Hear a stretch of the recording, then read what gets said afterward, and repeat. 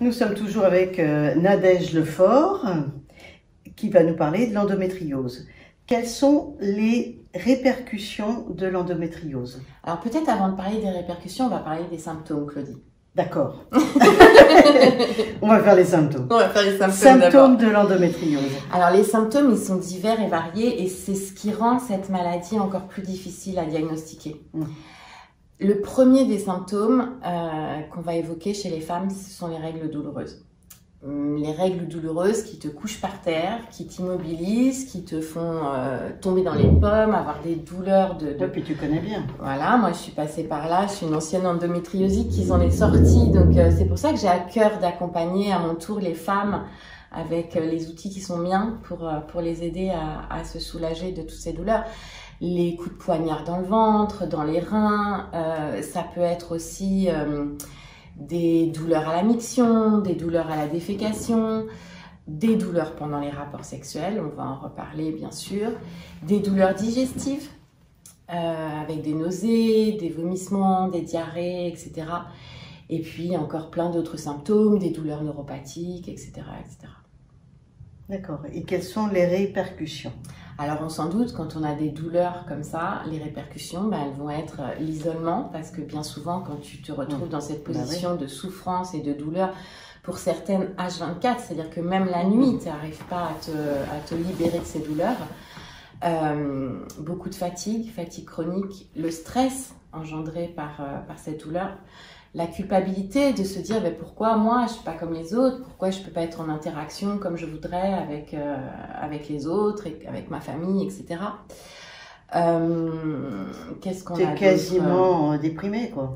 Alors oui, ça c'est un autre symptôme qu'il est important de définir aussi, c'est que malheureusement beaucoup de femmes, et c'est aussi lié à l'errance dont on parlait dans une précédente vidéo, quand tu es pendant des années, je sais pas 10 ans à aller voir les médecins, les spécialistes et qu'on te dit non madame vous n'avez rien, c'est dans votre tête. Non, c'est pas dans la tête. La douleur elle est dans le corps, notre corps nous parle et nous dit qu'il y a quelque chose qui va pas quoi. Et beaucoup de mes patientes, quand elles me parlent, elles me disent oui, j'ai vu un tel, il m'a dit mais madame, c'est normal de souffrir quand on a ses règles. Non, c'est pas normal de souffrir quand on a ses règles. C'est pas normal de souffrir quand on est une femme. Oui. Donc la confiance en soi, avec tous les diagnostics difficiles, on te prend pour une cloche d'arriver avec des douleurs et t'enquiquines tout le monde. C'est ça, la perte de confiance en soi, perte d'estime de soi, le rapport au corps devient compliqué, perte de la libido. Bah oui, si t'as mal, t'as pas envie d'y aller. Beaucoup de femmes qui prennent des traitements hormonaux vont avoir des problèmes de poids aussi, ça peut aller dans les deux sens, prise de poids, perte de poids aussi. Donc tu as un rapport au corps qui est complètement différent et ça entraîne vraiment beaucoup de répercussions dans la vie des femmes. Ouais, tu te sens coupable par rapport à ton partenaire, tu te sens coupable même de pas vivre normalement, quoi. Mais bien sûr, c'est ça.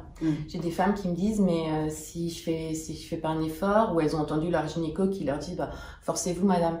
Mais non, en fait, on se force pas à avoir un rapport sexuel. Surtout que ça fait des douleurs un type de poignard, donc t'as pas envie d'avoir de poignard dans le ventre. Bien sûr. On peut en parler un peu des deux types de dyspareunies liées à l'endométriose. Oui, facile. Il y a les dyspareunies, donc les douleurs pendant les rapports sexuels qui sont pendant la pénétration et celles qui sont pendant ou après l'orgasme. Et des fois les deux, malheureusement, ou pas, c'est pas toutes les femmes, mais... les douleurs liées à l'orgasme, en fait, elles sont liées aux contractions volontaires ou involontaires pendant l'orgasme, voilà. Et tout à fait. Et comme en général, la zone pelvienne est bien touchée par les lésions et les adhérences, on peut facilement comprendre que ces contractions, elles vont aller toucher un petit peu les autres organes. Pour peu que les ligaments utérosacrés soient aussi touchés, alors là, c'est la cata, quoi. Donc, qu'est-ce qu'on fait? Tu as parlé aussi d'un autre, c'est l'infertilité. Oui, tout à fait. On connaît le pourcentage à peu près de... Il y a 40% de femmes qui sont atteintes d'endométriose qui vont avoir des problèmes d'infertilité. 40%. C'est énorme. Ouais. Ça ne veut pas dire qu'elles ne pourront pas avoir d'enfants, mais ça veut dire qu'elles vont avoir un petit parcours du combattant probablement. D'accord. Merci beaucoup. Merci Claudie.